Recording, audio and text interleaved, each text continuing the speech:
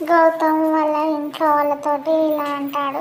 ఏంటంటే మన ఇంట్లో ఉండాల్సిన డాక్యుమెంట్ ఆ ఇంట్లోకి ఎవరు తీసుకెళ్లారు, మనం ఇంతవరకు కనిపెట్టలేకపోయాం. అంటే అప్పుడే బుజ్జిగాడు ఉండి అంటాడు కదా, అలాంటి దొంగలను దొరకబట్టాలంటే మన ఎదురింటి వాళ్ళలాగా మనం కూడా సీసీ కెమెరాలు పెట్టుకోవాలి మావయ్య అని చెప్పేసి బుజ్జిగాడు అంటాడు. అప్పుడు అవంతిక కార్తీక్ షాక్ అవుతాడు.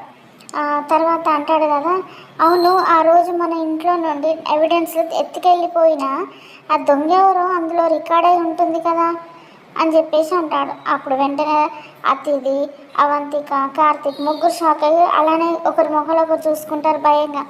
తర్వాత అక్కడి నుంచి ఆ రికార్డ్ తేవడానికి గౌతమ్ వెళ్ళిపోతాడు. తర్వాత వీళ్ళు ఏం చేస్తారు, కార్తీక్ను అవంతిక పరిగెత్తుకుంటూ అహల్య రూమ్లోకి అహల్య అహల్య అనుకుంటా వెళ్తాడు.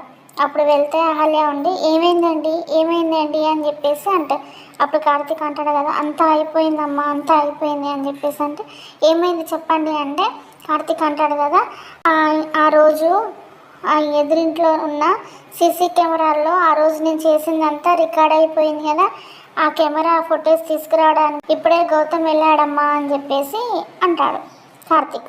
అప్పుడు అహల్య షాక్ అవుతుంది. గౌతమ్ వెళ్ళి ఆ ఇంట్లో నుంచి సీసీ ఫుటేజ్లో తీసుకొచ్చి పెన్ డ్రైవ్లో ల్యాప్టాప్లో పెట్టి చూద్దామని చూస్తే అందులో నుంచి ఒక వ్యక్తి గేట్ ఓపెన్ చేసుకొని చేతిలో ఫైల్స్ పట్టుకొని బయటకు వస్తున్నట్టు కనబడుతుంది.